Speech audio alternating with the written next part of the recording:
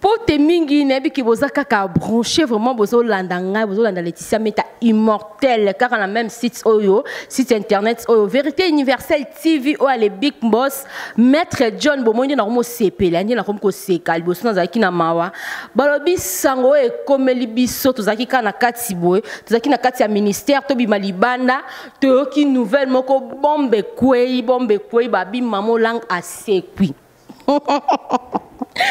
Babi balanza bazana esengo na minitso yo peuple de Dieu nyons tout dans le monde entier nabi ki boza ya ko sepela boza esengo tozana esengo babi mamolanga kufi tozaki na kati tozo sambela nabi mi libanda boye ponga pe na genda ko sambela ngabe na sambela ko mona na terre bomla nebe ke no ke no nebe ke no ke kuna na CFMC vraiment na okende maramba mama na okepe na ke ko prier nzena na kati na ko prier to bi malibanda boye babi bombe kwei mamolang asekwi nazanga morote nazana Junior Mowabu to me comment solo lango Junior Mowabu vraiment babi maman lang asekwi mama asekwi Junior Mowabu tout ça qui na kati ngana tiki na kati na bimi libanda yo tika na kati nga bimi libanda babi maman lang asekwi yo sikoyo tout ça qui na yo sur place to mon événement nyonso wape mu o sambela ko zapi mo pandi sango na minutes oyo okoko banya bato balando la minutes.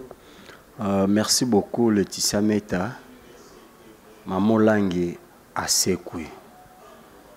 C'est une prétexte parce que biso na journalisme tolobaka ba rumeur. Jusque là on a considéré comme étant ba rumeur parce que pourquoi le matin maman langue akufaki c'est l'information c'était depuis hier à 23h. Mais moi, malheureusement, déjà parti à 1h, 2h, j'avais eu l'information à maman là. Il y a un message, un journaliste me soit endobé en rapport à toute l'information. Mais comme je n'étais pas vraiment informé, parce que chargé à communication, il y a couple Hollande, il y a un confrère Nabiso Jessica Bassele. Il y a le panier, ça que émission le panier, là, Tami Babretel. Il y a un chargé à communication, il y a couple là-bas. Bon, je me suis efforcé na lukana benga Jessie, ça n'a pas passé. Tout là na tongo ba appelle les bandits au kota d'ailleurs. Je parlais même avec le full boss na tongo. Bazo benga nga ya mona même que to soit na WhatsApp mais ils allaient interrompre. Vous savez à Kinshasa toyoka tomona. Kinshasa ici fi mutu moko ya kaloba oyebi ke kutu boye. Bazia ngomba mo ça fait bise. Il y a aussi une prétexte que médicalement parlant, médecin na biso to pe ba munganga na biso bazaka na défaut moko au monde ba infirmier surtout. Ce mutu asali arrêt du cœur bon ba ki côté na morgue. Ba ko côté na morgue parce que tout le monde ba molera mutu asali arrêt du cœur boko côté na morgue et après mutu akomo bouger on ningisani ti ba fungoli mort ba fungoli chambre wana ba tiroir ba bimisi. Ozomona côté wana, nous devons un peu revoir. Nous devons un peu revoir un peu. Est-ce que réellement Maman Lang, elle est ressuscitée, vrai ou faux? Maman Lang est dans l'hôpital.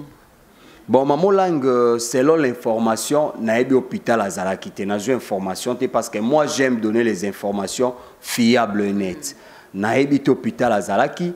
Je n'ai pas aussi été informé que Maman Lang est malade. Sauf que jour à l'enterrement, tout ce que le monde a maman boina misté mais ba serviteur autozaki na bango ezalaki que ce baye bataliko ba kesika maman azalaki il paraîtrait mais biso ba journaliste ndeto ya ko sa ba reportage on n'a pas vu la présence remarquable ya Maman Lang donc on a eu hôpital témoin na affirmé zate vraiment eza passé mawa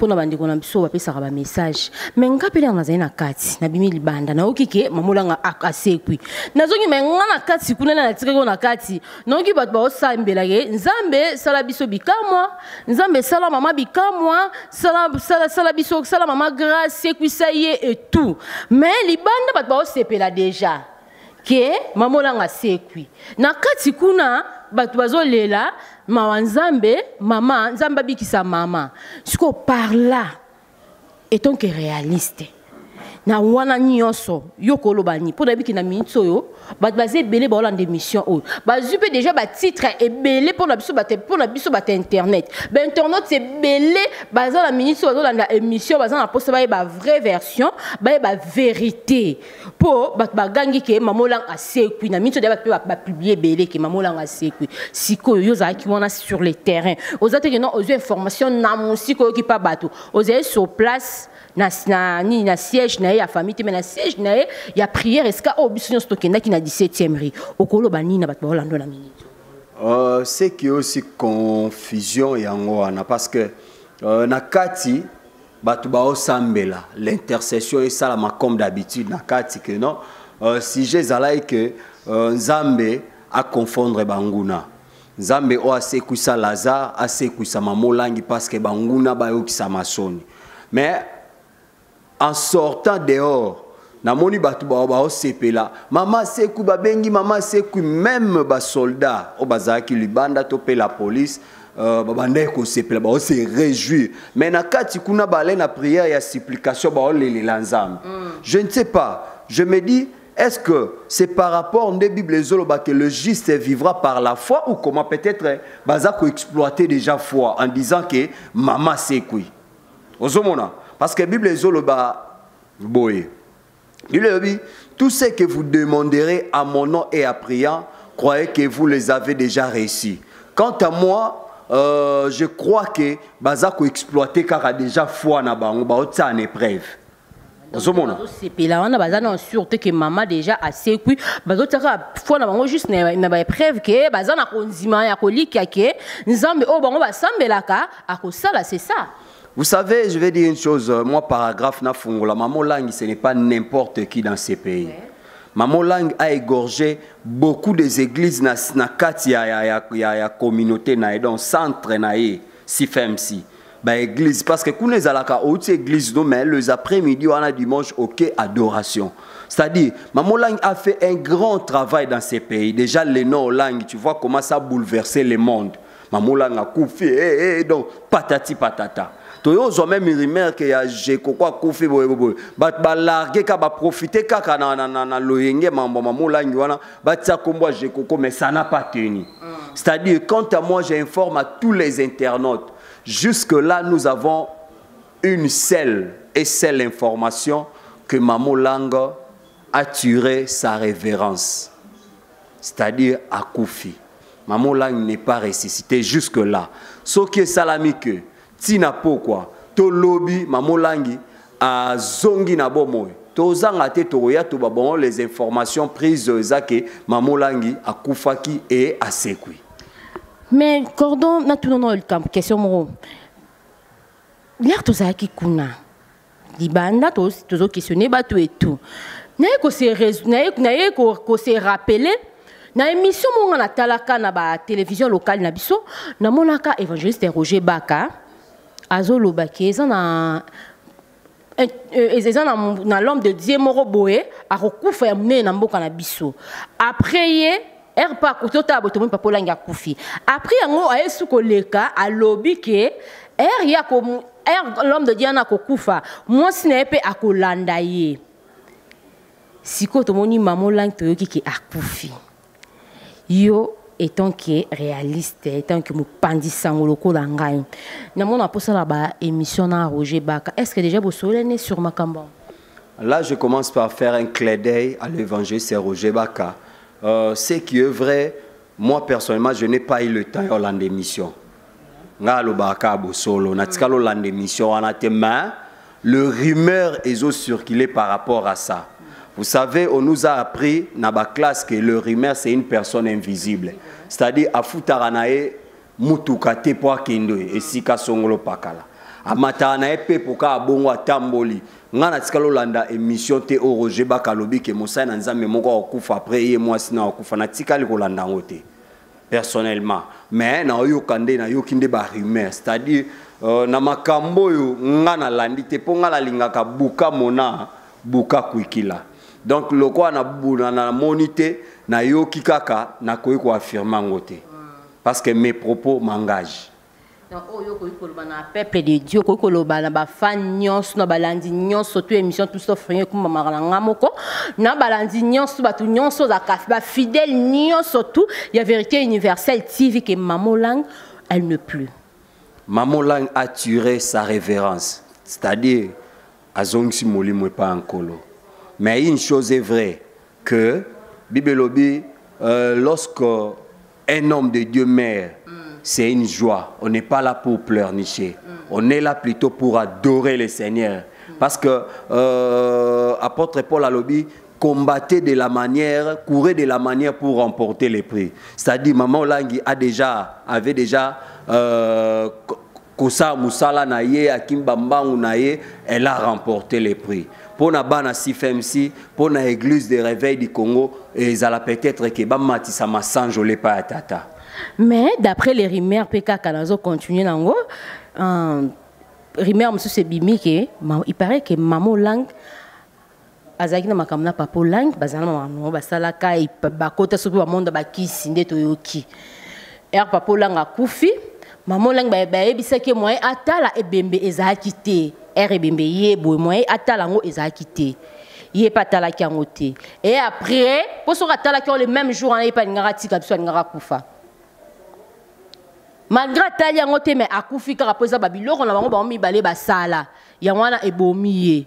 Ndeto yoki basala nzambe musu balobi. Siko étant que réaliste nga nazo so ngara pa non pona minute na zana bango te na tie bango ba micro bazo ba na sima micro na tie bango ba micro ba bokoloba. Siko d'après yo ko lo bani étant que réaliste étant que bopandisa. Oui bimeta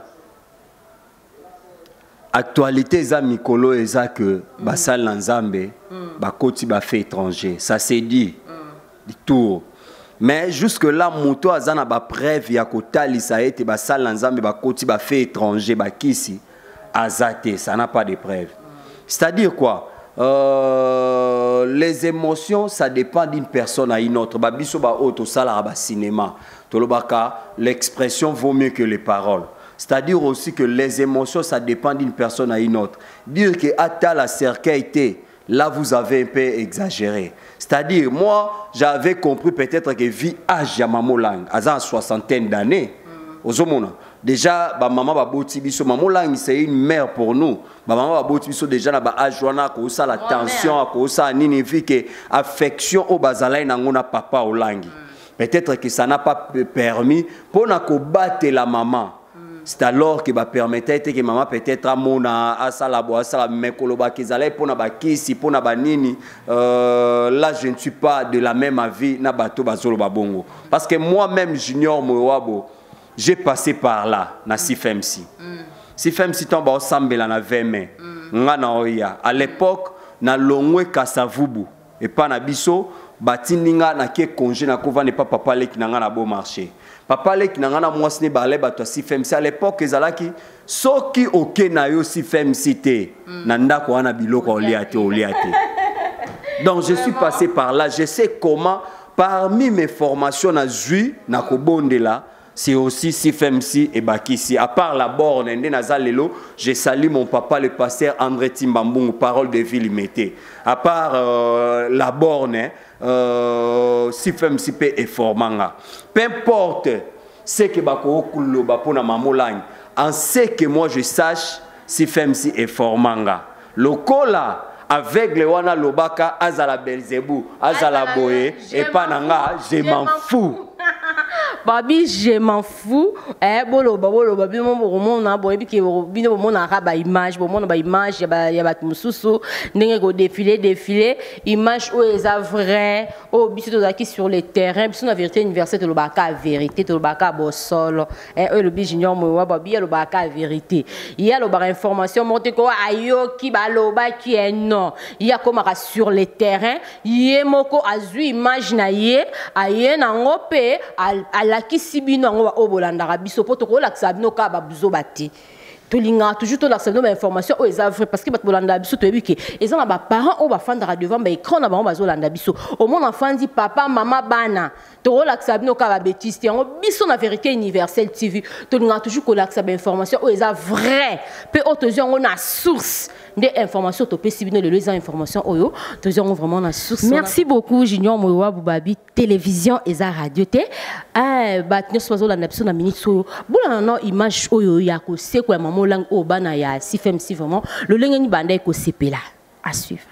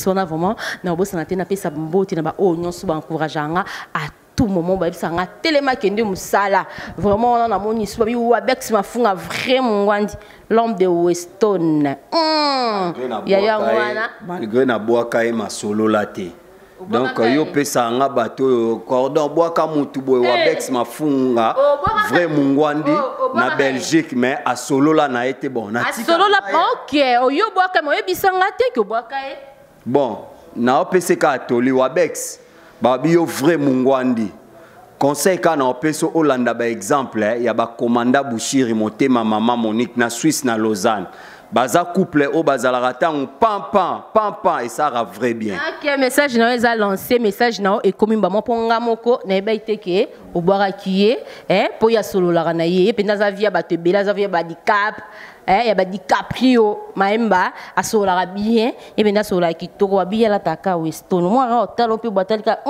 attends numéro combien maman mon rose bi chaussure vraiment moi ndi l'homme de Weston mon vieux wana Janine apende ki a tozala zala madongo mala patron na motema ya fioti ngoma ya yo ngwana vraiment maman chérie na benga ko maman batala maman chérie ngosune maman chérie maman zaka te ke faza maman o abimisio maman chérie yo na tsusu na moni tsusu abi maman biomba o ya faculté de la SAP ya yo ngwana vraiment boza belé Germain Sakwen mon vieux ya yo ngwana vraiment boza ebele na pesi no bambote ska bozali na bosante RDC artiste ya yo ngwana mon vieux artiste timide Blaise Ntsakala artiste timide babi eza dega eza ya koinda na moni suna sima bilili mutu moko azaki kuna vraiment dudu ningini na babi le robot de la presse congolais on est lobby Junior Moyowa vraiment babi ngameta immortel nazaka awa na vérité universelle na piqué misisa na lendi te kutena na prochain numéro bye.